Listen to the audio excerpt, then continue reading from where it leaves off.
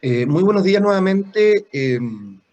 Luego del receso de la semana pasada, me interesa primeramente el día de hoy que podamos rápidamente revisar la pauta de corrección conforme a la cual fueron evaluadas, ¿verdad?, sus pruebas correspondientes a la tercera evaluación solemne del curso, aunque ya con anterioridad les había dejado dicha pauta en Educandus, pero me parece siempre importante poder agregar algún tipo de retroalimentación adicional. Por lo tanto, rápidamente vamos a la evaluación. Número uno, comente fundadamente la siguiente aseveración a un derecho de uso común y general siempre pueden ser utilizados por cualquier persona sin necesidad de contar con permiso o autorización especial. Ojo, chiquillos, muchos se fueron por el lado de el establecimiento o la posibilidad de establecer concesiones o permisos para la utilización de bienes nacionales de uso público, lo que es correcto, pero que no está relacionado con lo que se asevera. Lo que se está diciendo es que los bienes nacionales de uso público, primero, están sujetos a un derecho de uso común y general. O sea, eso es lo primero que se asevera. Y luego se dice que a partir de ellos siempre pueden ser utilizados por cualquier persona sin necesidad de contar con permiso o autorización especial. No estamos pensando en bienes nacionales de uso público respecto de los cuales se ha alterado ese derecho de uso común y general, transformándolo en un derecho de uso preferente o privativo. Por lo tanto, no tiene aquí relación o importancia en lo relativo a los permisos y concesiones. Por lo tanto, lo primero a señalar es que efectivamente los bienes nacionales de uso público están sujetos a un derecho de uso común y general, es decir, todos los habitantes de la nación pueden utilizar estos bienes encontrando como límite ese uso, ¿verdad? El uso que corresponde a los demás. Pero la aseveración es incorrecta, ya que si bien la regla general es que siempre puedan ser utilizados por cualquier persona sin necesidad de contar con permiso o autorización especial, existen excepciones. Por lo tanto, no es siempre en realidad. La regla general es que pueden ser utilizados por cualquier persona sin necesidad de contar con permiso o autorización especial, pero existen ciertas excepciones, entonces, bajo las cuales, pese a encontrarnos frente a un bien nacional de uso público, repito, sujeto a un derecho de uso común y general, sí se requerirá de un permiso o autorización especial, por así exigirlo el legislador. ¿Por qué razón? Bueno, en tutela de otros bienes jurídicos. Como por ejemplo, le señalaba yo en la pauta y lo veíamos en clases, conducir un vehículo motorizado por las calles, donde ahí en definitiva las calles, las vías públicas son bienes nacionales de uso público, están sujetas a un derecho de uso común y general, pero en atención a la seguridad de terceros, se requiere, por ejemplo, de una licencia de conducir. Por lo tanto, esa era la respuesta que se consideraba correcta para efectos de obtener el máximo del puntaje, es decir, tenía que tener todos los elementos recién señalados, ¿vale? Vamos a la segunda. Don Pedro Rodríguez, comerciante ambulante, concurre hasta las dependencias de la ilustre Municipalidad de Santiago solicitando concretar una reunión con su alcaldesa, dado que en reiteradas ocasiones ha sido infraccionado por personal fiscalizador, dado que lo han suspendido vendiendo productos en la vía pública sin cumplir con las condiciones exigidas por nuestro ordenamiento jurídico. Frente a lo anterior, le consulto a usted en su calidad de especialista en derecho administrativo acerca de las opciones de solución que la municipalidad podría darle para vender lícitamente sus productos en la vía pública dentro de la comuna de Santiago. Mencioné y expliqué cuáles podrían ser las eventuales soluciones, fundamentos. Aquí la gran mayoría, correctamente, utilizó el artículo 36 de la ley 18.695 a fin de responder la interrogante planteada. Pero, ojo, desconozco la razón, pero muchos simplemente aludieron a una solución. Chiquillos, a mí me interesa en el fondo, cuando ustedes responden una pregunta de una evaluación, me interesa que me demuestren que saben, que tienen manejo de la materia. Yo entiendo, logro comprender el por qué muchos se quedaron solamente con el permiso, pero a mí me interesa saber de que usted maneja las distintas alternativas, las distintas variables desde el punto de vista normativo. Por lo tanto, no bastaba simplemente con señalar el permiso, aunque claramente sería lo más viable en este caso, yo estoy de acuerdo, pero no tenían por qué limitar su respuesta solamente a eso. Y por lo mismo, en la pauta se consigna que al ser las calles de la comuna de Santiago bienes nacionales de uso público administrados por la municipalidad conforme a ese artículo 36 de la ley 18.695, existen dos posibilidades: que se otorgue un permiso o en su caso una concesión. Y así se altera el derecho de uso común y general, convirtiéndose en un derecho de uso privativo o exclusivo. Y ahí era importante precisar, bueno, en qué consisten los permisos, en qué consisten las concesiones. Y así está en la pauta. Los permisos son actos administrativos unilaterales, esencialmente precarios, y por tanto pueden ser modificados o dejados sin efecto sin derecho a indemnización en cualquier momento por la municipalidad. Las concesiones, en cambio, son actos administrativos bilaterales, tipo contrato, que dan derecho al uso preferente del bien concedido en las condiciones que fije la municipalidad. En todo caso, esta podrá darle término en cualquier momento, en cuyo caso el concesionario tendrá derecho a indemnización, salvo que el término corresponda a un incumplimiento de las obligaciones de aquel. Repito, creo que la gran mayoría no tuvo problemas en esta pregunta, salvo que no entiendo por qué algunos, no todos, pero algunos simplemente limitaron la respuesta a los permisos, cuando lo que a mí me interesa, repito, es que usted demuestre que maneja las distintas variables.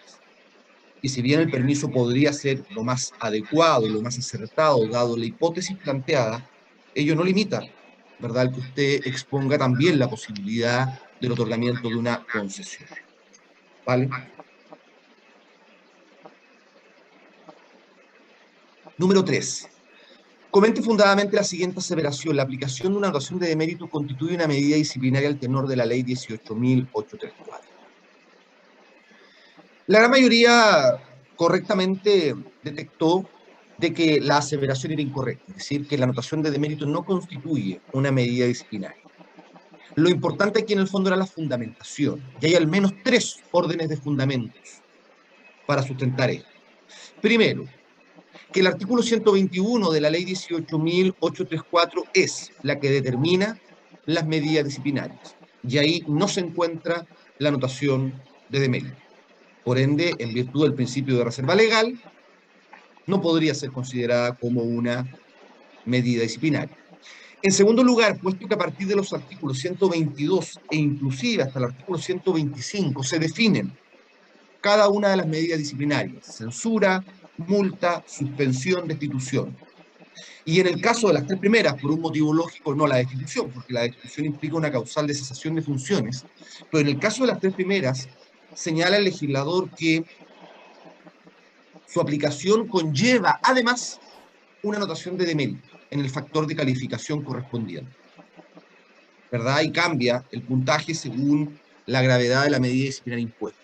Por lo tanto, nuevamente no podríamos a partir de ello entender de que la anotación de demérito es una medida disciplinaria; de lo contrario se estarían aplicando dos medidas disciplinarias en los casos de los artículos 122, 123, 124, y eso afectaría el principio non bis in idem, e incluso la proporcionalidad de la sanción.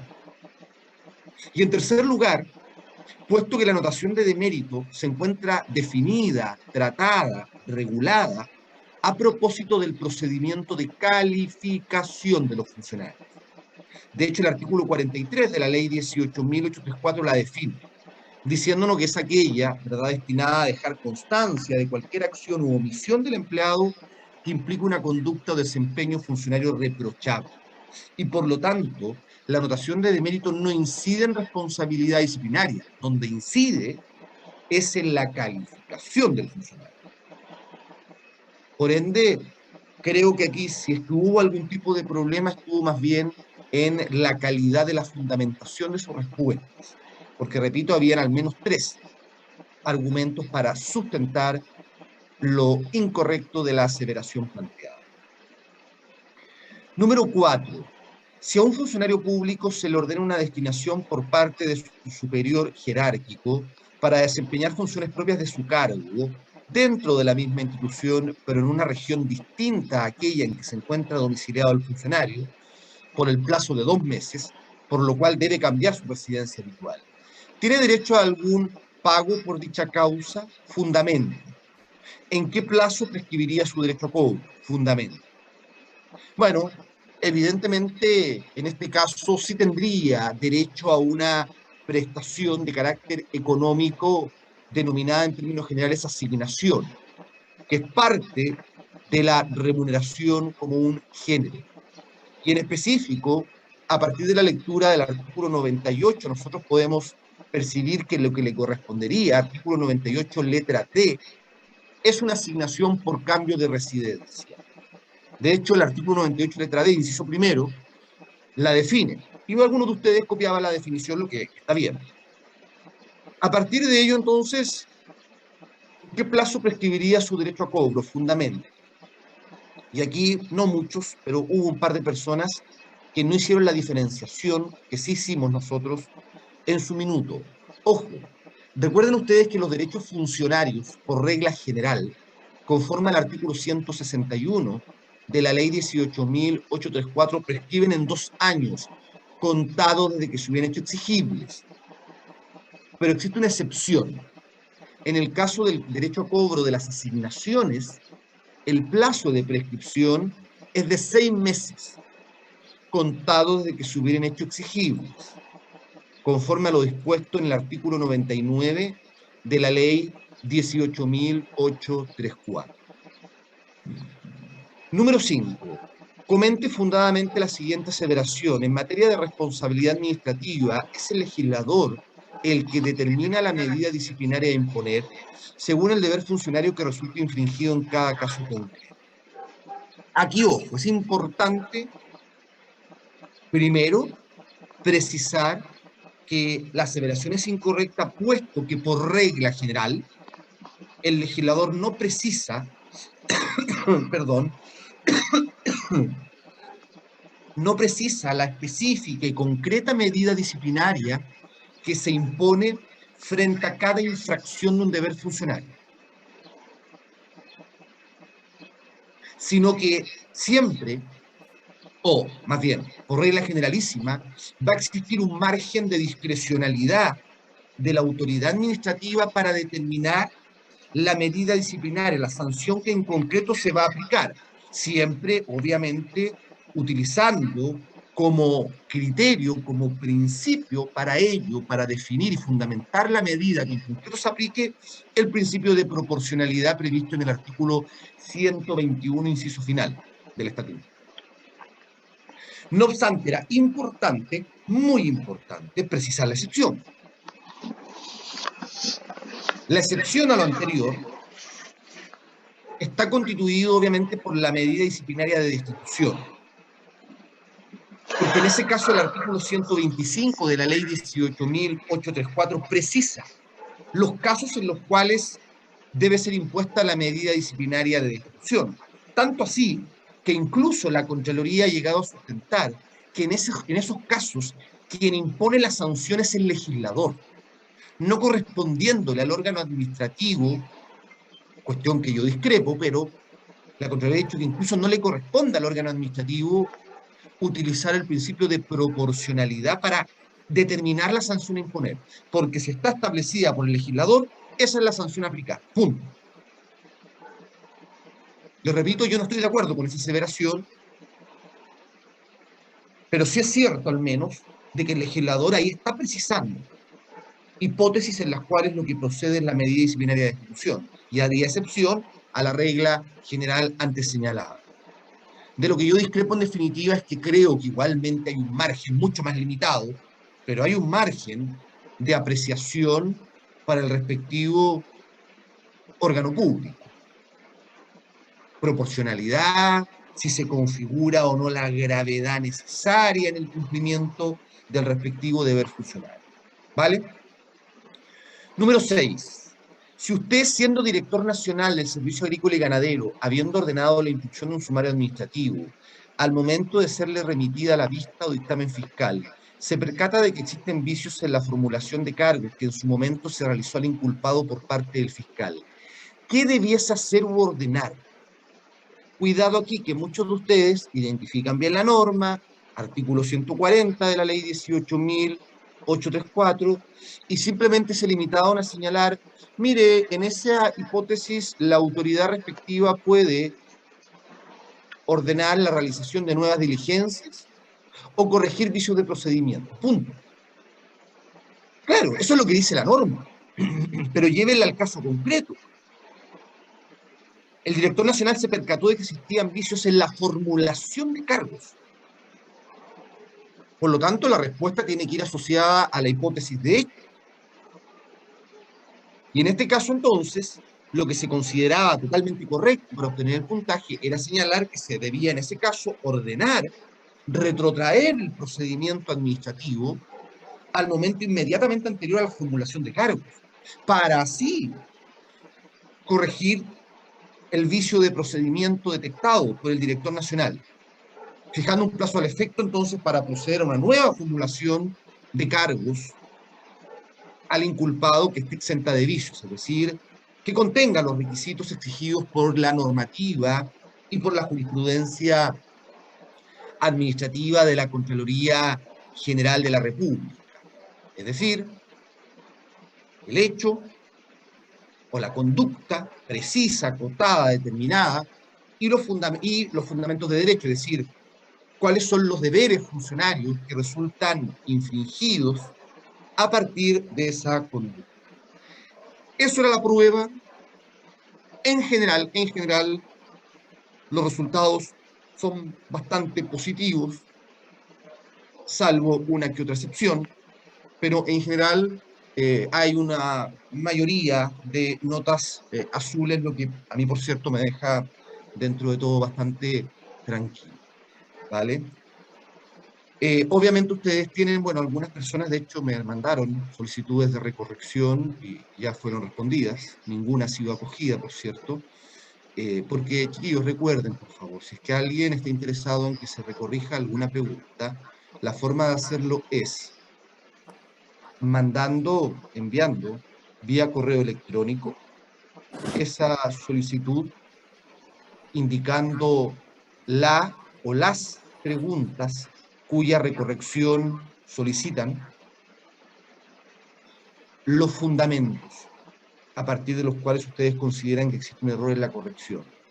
Pero por favor, no trabajen ustedes de más ni me hagan trabajar a mí de más. Es decir, previo a tomar la decisión, vayan primero a la pauta, revisen bien el contenido de la pauta, sumado a lo que yo les acabo de exponer aquí, complementando la pauta para que en el fondo no me pidan recorregir algo que ya les acabo de explicar, que es insuficiente o que es erróneo, ¿verdad? O que no contiene todos los elementos para obtener el puntaje máximo según lo acabo de explicar. ¿Vale? Dicho eso, denme un segundo que les voy a compartir pantalla y necesito que sigamos avanzando en nuestros contenidos. Va.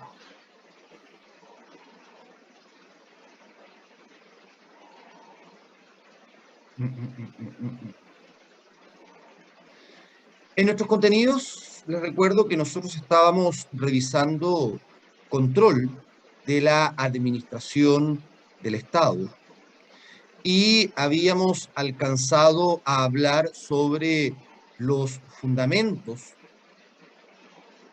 tanto dogmáticos como normativos del control.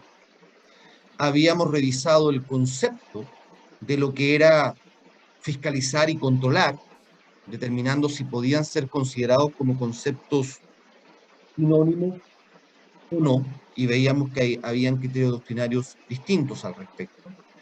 Y nos correspondía, según mi registro, comenzar a revisar las clasificaciones del control. Y vamos entonces a continuar avanzando viendo clasificación del control. Un primer criterio de clasificación que quiero compartir con ustedes es aquel que distingue desde la perspectiva, bueno, de qué órgano realiza el control, es decir, si es que se realiza desde el interior de la administración, de su organización, de su estructura, o desde fuera de ella.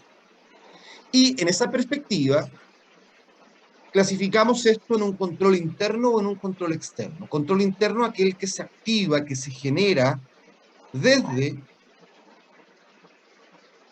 la misma administración del Estado.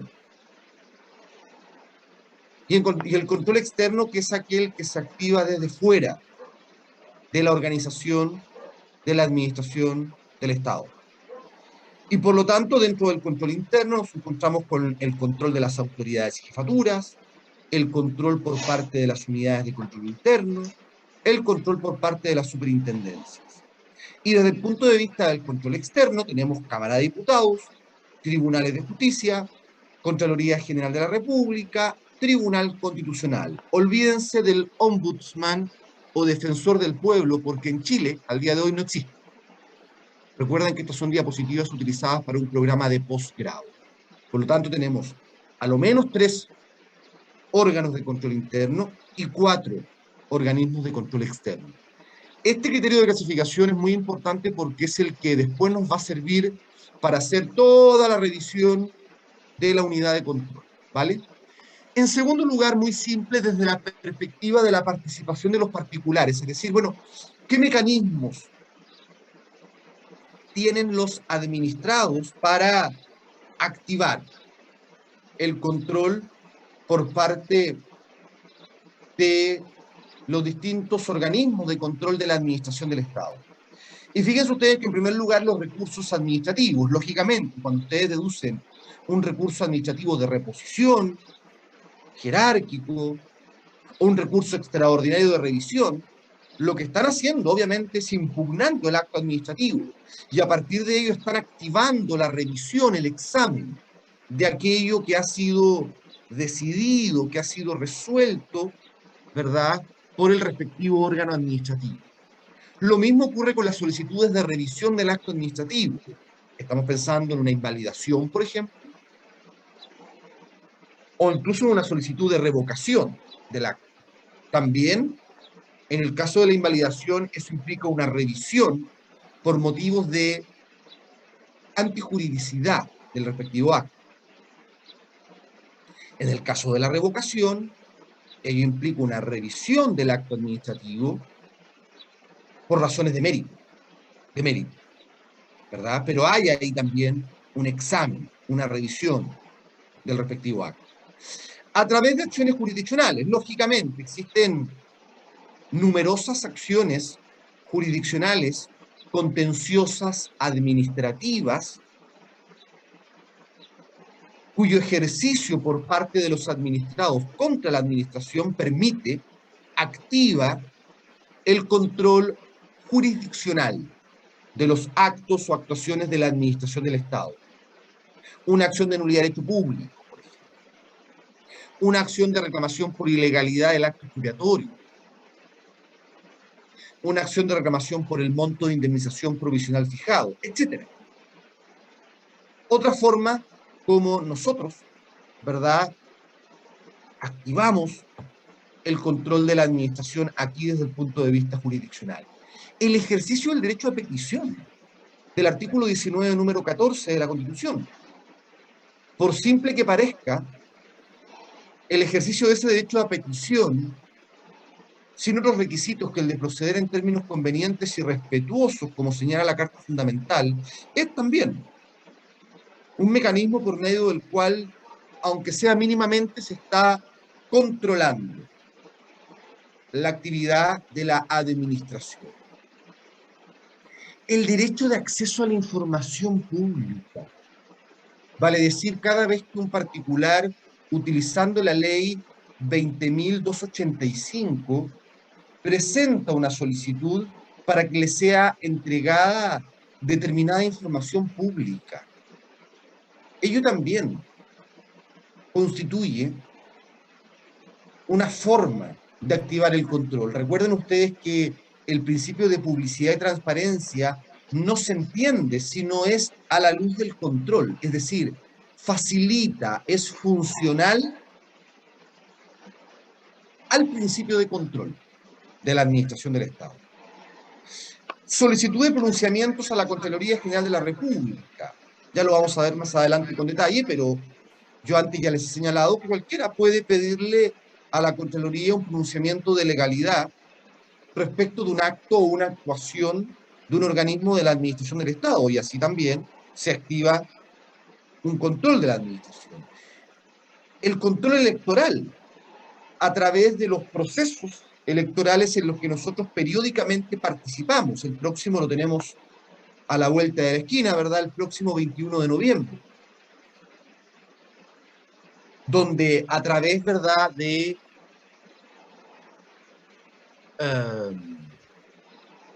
el ejercicio del derecho a sufragio, nosotros efectuamos un control, una evaluación del desempeño de ciertas autoridades de gobierno y administrativas. Finalmente, la misma prensa o grupos de presión, también evidentemente con su actividad, despliegan un control de la administración, ¿vale? En tercer lugar, muy importante, según los elementos de la actuación controlada, es decir, ¿cuál es la extensión del control? ¿Qué es lo que se examina? ¿Qué es lo que se revisa? ¿Qué es lo que se controla? Tenemos control de juridicidad, de gestión y de mérito. Cuando hablamos de control de juridicidad, estamos diciendo que lo revisado, lo controlado, lo examinado, va a ser el estricto apego. El estricto apego de la actuación, del acto, de la decisión al derecho, en términos generales, al bloque de la legalidad, a la Constitución y a las normas dictadas conforme a ella, nos diría el artículo sexto, inciso primero de la Constitución. Pero ojo, porque ese control de juridicidad a su vez admite una subdivisión. Puede también haber control de juridicidad del tipo constitucionalidad, donde en ese caso lo que se va a analizar es la conformidad del acto, de la decisión, de la actuación a la Constitución Política de la República y nada más. O puede haber control de juridicidad del tipo legalidad, mera legalidad, lo que significará entonces la revisión del acto, de la actuación, de la decisión, utilizando como parámetro de control solamente las normas infraconstitucionales. Entonces, en algunos casos, y lo vamos a ver más adelante, existe control de juridicidad amplio, en otros casos control de juridicidad solo del tipo constitucionalidad, y en otros casos control de juridicidad solo del tipo legalidad o mera legalidad. Control de gestión. El control de gestión apunta a la revisión del acto, de la actuación administrativa, sobre la base de su conformidad con dos principios que ustedes conocen: la eficacia y la eficiencia. Recuerden ustedes que la eficiencia es un concepto extraído de las ciencias económicas que se traduce en la optimización en el uso de los recursos públicos. Por lo tanto, soy eficiente en la medida de que obtengo los mayores y mejores resultados con el menor uso de recursos posibles. Y cuando hablo de recursos públicos, lo digo en términos amplios, ¿ah? Recursos económicos, recursos materiales, recursos humanos. Y entonces, el control de gestión implica revisar entonces la actuación, la decisión, el acto sobre el parámetro de la eficiencia, pero también de la eficacia. Y recuerden ustedes que la eficacia se lograr efectivamente esos objetivos, esos fines, esas metas que la administración se traza. Ambos principios, es decir, ambos, tanto la eficiencia como la eficacia, ustedes recordarán, de la organización y que están consagrados en el artículo 3º de la ley 18.575 y tratados brevemente en el artículo 5º de la misma ley 18.575. Finalmente, el control de mérito. El control del mérito se traduce en el control de la oportunidad o inoportunidad, conveniencia o inconveniencia, pertinencia o impertinencia de una determinada actuación o decisión administrativa. En cuarto lugar, un poco menos importante, según la completitud del control. Aquí estamos pensando obviamente en un control interno, administrativo interno.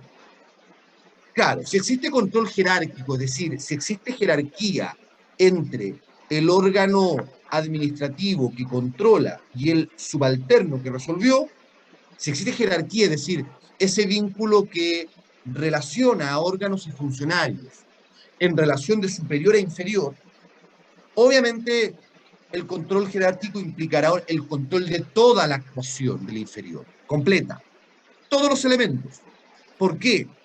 Porque recuerden ustedes que uno de los atributos que comporta la jerarquía o dependencia como vínculo, uno de los atributos es la facultad de avocación. Facultad de avocación o poder de revisión de los actos del inferior jerárquico, que procede de oficio o incluso solicitud de parte. Solicitud de parte como a través del recurso jerárquico. En cambio, en el caso de la supervigilancia y tutela, que es un vínculo que se da en la descentralización, a diferencia de la jerarquía que se da en la centralización, sabemos que ahí no hay facultad de avocación, no hay potestad de remisión de los actos del inferior, y por lo tanto en ese caso solamente se controlará aquella parte de la actuación que el legislador determina. Pero el control ya no es completo como sí ocurre en el caso del control jerárquico.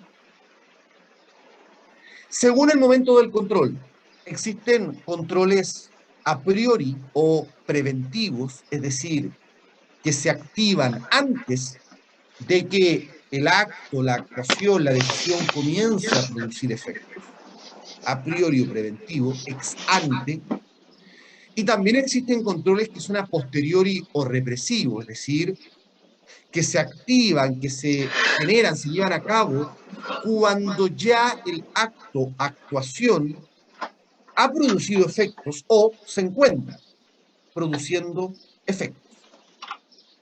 ¿Ok? Finalmente, según los efectos del control, o sea, ¿qué es lo que se puede lograr a partir del control de la administración del Estado? Bueno, puede ser una mera reproducción de contenido únicamente moral o convencional, es decir, un mero llamado de atención al respectivo órgano administrativo. También una extinción de la actuación, es decir, que la actuación quede sin efecto, ya sea por razones de juridicidad, ya sea por razones de mérito. Y también podría obtenerse una modificación de la actuación. ¿Hay alguna duda o consulta hasta aquí de lo que he señalado? Bien, vamos claros entonces.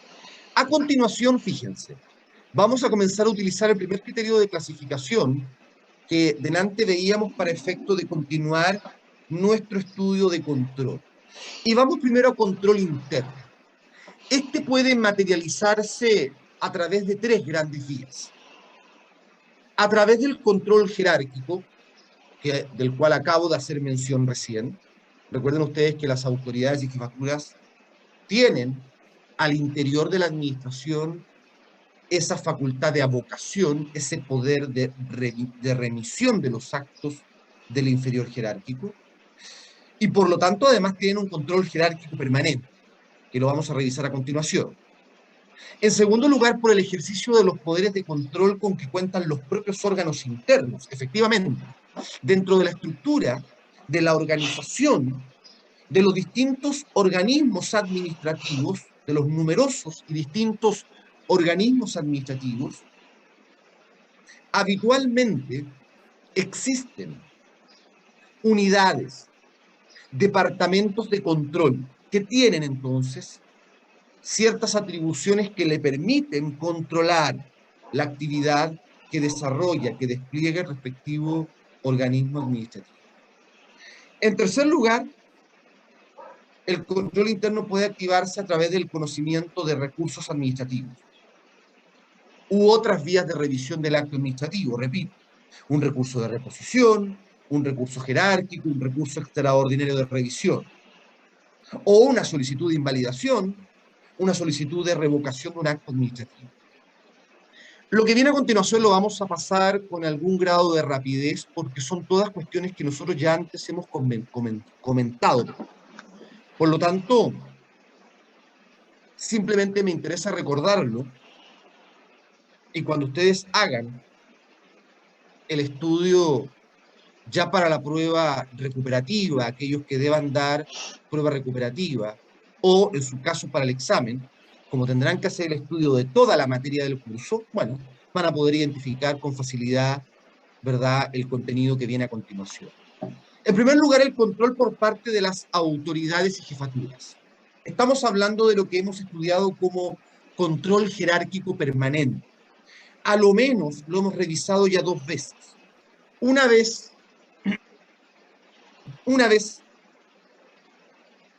a propósito de la teoría de la organización, hace ya bastantes meses, y la segunda vez ahora, no hace mucho tiempo, cuando vimos función pública. La regulación del control jerárquico ustedes lo encuentran primeramente en los artículos 11 y 12 de la ley 18.575, normas que establecen lo siguiente: las autoridades y jefaturas, dentro del ámbito de su competencia y en los niveles que corresponda, ejercerán un control jerárquico permanente del funcionamiento de los organismos y de la actuación del personal de su dependencia. Este control se extenderá tanto a la eficiencia y eficacia en el cumplimiento de los fines y objetivos establecidos como a la legalidad y oportunidad de las actuaciones. Artículo 12. Las autoridades y funcionarios facultados para elaborar planes o dictar normas, es decir, las jefaturas, deberán velar permanentemente por el cumplimiento de aquellos y la aplicación de estas dentro del ámbito de sus atribuciones, sin perjuicio de las obligaciones propias del personal de su dependencia. Y así como el artículo 11 y 12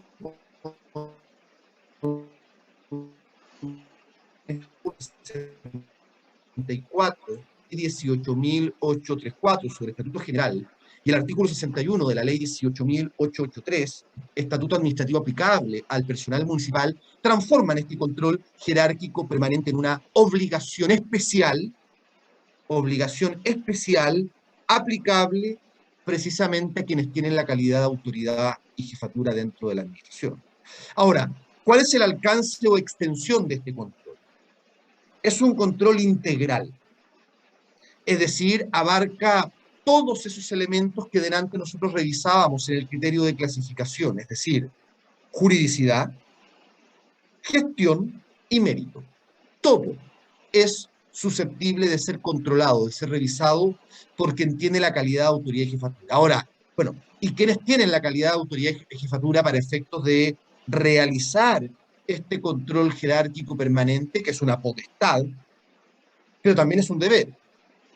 Nosotros esto ya lo conversamos en su oportunidad, pero veamos ahora qué es lo que nos dice la Contraloría.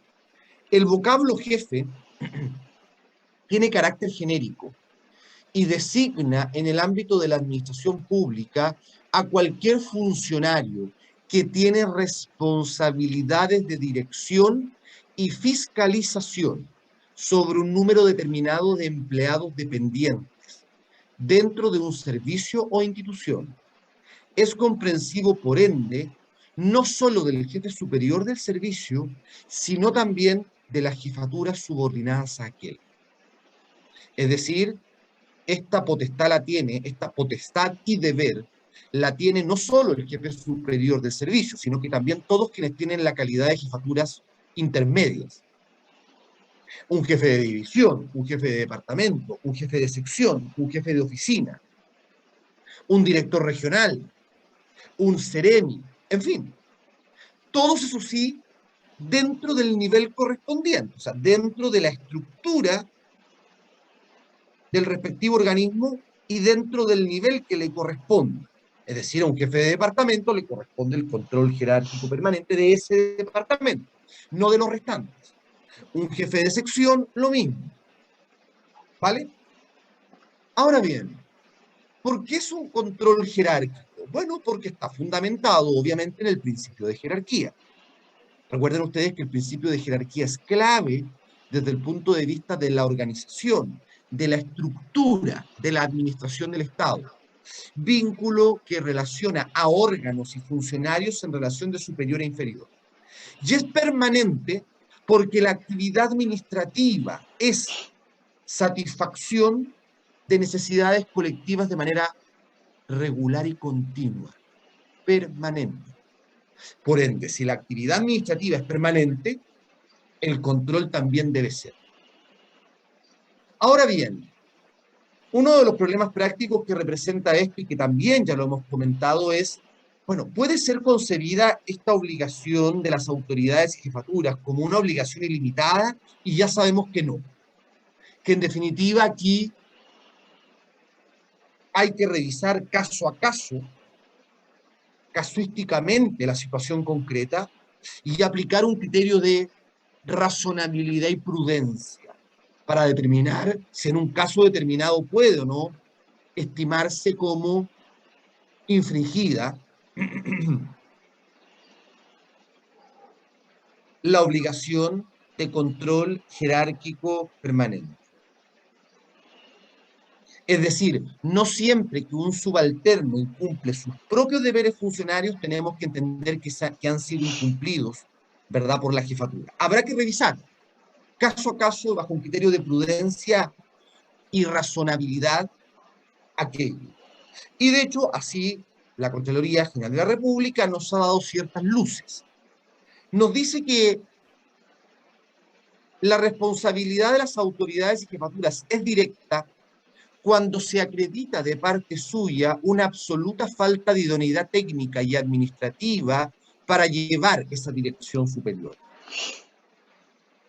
Por otra parte, dicha responsabilidad será indirecta hasta llegar a desaparecer, es decir, hasta ser inexistente, cuando las actuaciones o hechos que originen una contravención sean obras de subalternos que prescindieron de esa política directiva o simplemente se aprovecharon de la complejidad del servicio público para actuar en forma de impedir que la jefatura pudiera tener conocimiento de tales hechos y ponerles pronto remedio entonces a las mencionadas contravenciones. Por lo tanto, bajo este criterio que ya antes había yo comentado con ustedes, es que debe determinarse en cada caso concreto si es posible o no atribuir, achacar responsabilidad disciplinaria, responsabilidad administrativa a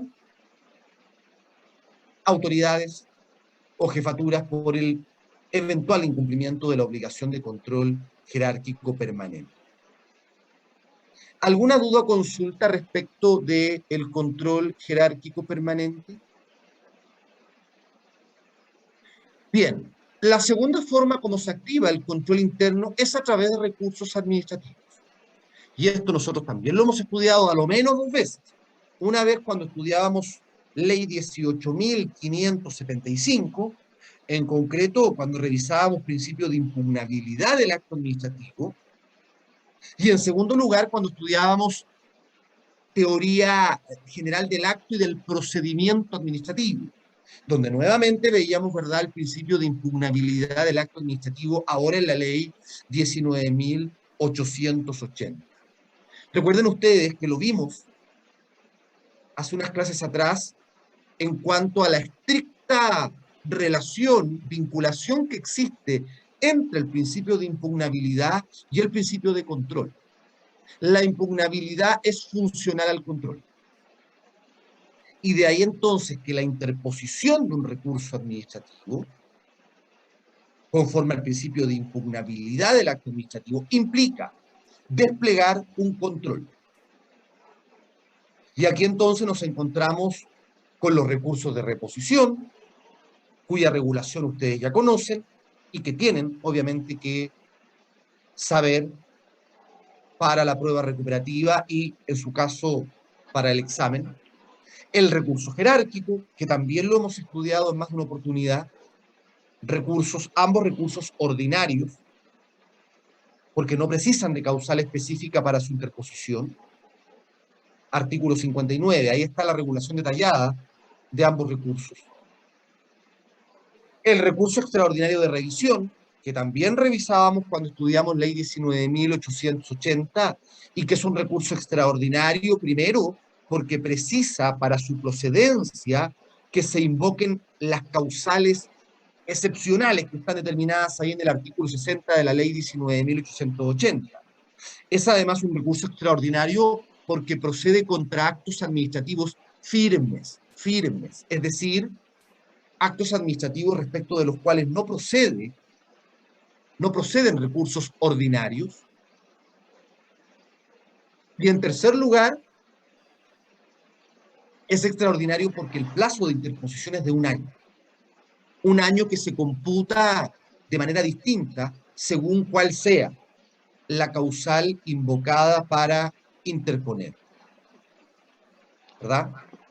Ahora bien, otras formas de revisión del acto administrativo, y nosotros esto en su minuto también lo estudiábamos a propósito de la teoría del acto administrativo Mamá, cuando veíamos ¿está despierta? extinción del acto administrativo. Y ¿Está veíamos que la despierta? extinción podía ser natural, es decir, como consecuencia del Cuando hablaste agotamiento dijiste, normal de los efectos del acto, ah, ya. se dicta, produce efectos, se extingue. Sí. Pero también veíamos que la extinción podía ¿Todavía 10 ser minutos? provocada, lo que también se conoce como retiro del acto administrativo.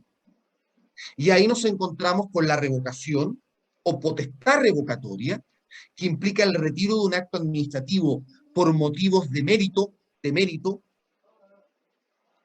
cuya regulación está muy escuetamente en el artículo 61 de la ley 19.880, o podía ser un retiro por razones de ilegalidad, de antijuridicidad del acto. Y en ese caso hablamos de invalidación o de potestad invalidatoria, que también hemos estudiado y que está regulada en el artículo 53 de la ley 19.880. Los remito entonces a su estudio en la parte pertinente en que ya revisamos estas instituciones. Finalmente, desde esta perspectiva, tener presente el artículo 54 de la ley 19.880, que es una norma relevante porque lo que intenta hacer es compatibilizar, armonizar la revisión administrativa con la revisión jurisdiccional del acto administrativo. ¿Alguna duda o alguna consulta respecto de lo que les he señalado? Por favor, por favor, es importante, les repito, que en su minuto identifiquen estas instituciones que les he simplemente esbozado, pero que ya han sido tratadas, revisadas, estudiadas por nosotros, incluso muchas de ellas en más de una oportunidad a lo largo del año, y por ende creo yo que no tiene sentido que les vuelva a repetir y que les vuelva a explicar algo que ya fue en su oportunidad explicado en más de una oportunidad, y que me parece a mí que cuando hagan el estudio integral de los contenidos del curso, que no son pocos, dicho sea de paso, van a poder con facilidad, cuando lleguen a control, identificar, ¿verdad?, qué estamos hablando cuando hablamos de recursos administrativos, ¿verdad?, como medios de control, otras solicitudes de revisión del acto administrativo, y también lo relativo al control jerárquico permanente, que es el que le corresponde a las autoridades y jefaturas al interior de la administración. Mañana, a partir de las 15:30 horas, vamos a seguir revisando el control interno, porque a continuación, luego de haber visto el control que corresponde a las autoridades y jefaturas, tenemos que ver el control que corresponde a las unidades de control interno. Dejen ahí entonces como subtítulo, unidades de control interno de la administración del Estado. ¿No hay dudas? ¿No hay consultas? Bien, que tengan una excelente jornada.